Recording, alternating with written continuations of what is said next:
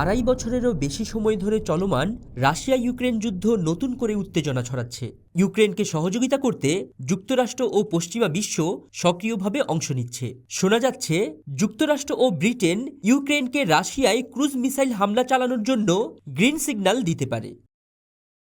এমন খবর পাওয়ার পরপরই কঠিন হুঁশিয়ারি দেন রাশিয়ার প্রেসিডেন্ট ভ্লাদিমির পুতিন। এমনকি তিনি পারমাণবিক অস্ত্র ব্যবহারের কথাও বলেন।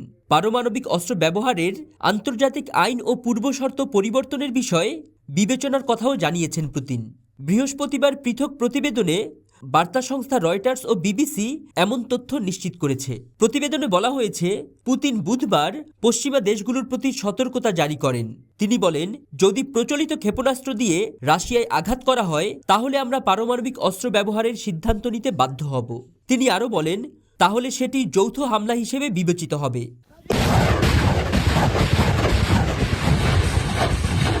পুতিনের এই বক্তব্য স্পষ্ট করে দেয় যে ইউক্রেন যদি রুশ ভূখণ্ডে ক্ষেপণাস্ত্র হামলা চালায় তবে রাশিয়া পারমাণবিক অস্ত্র ব্যবহার করবে। বর্তমানে তথ্য অনুযায়ী বিশ্বের মোট পারমাণবিক অস্ত্রের 88% রাশিয়া ও যুক্তরাষ্ট্রের হাতে। এর আগে রাশিয়া সম্প্রতি নিজেদের বিরুদ্ধে ধ্বংসাত্মক মনোভাব পোষণকারী 47টি দেশের একটি তালিকা প্রকাশ করেছে। রুশ প্রধানমন্ত্রী মিখাইল মিশুস্তিন এই তালিকার অনুমোদন দিয়েছেন। তালিকায় থাকা দেশগুলো যুক্তরাষ্ট্র, যুক্তরাজ্য, জার্মানি, ফ্রান্স, জাপান সহ বিভিন্ন ইউরোপীয় দেশ।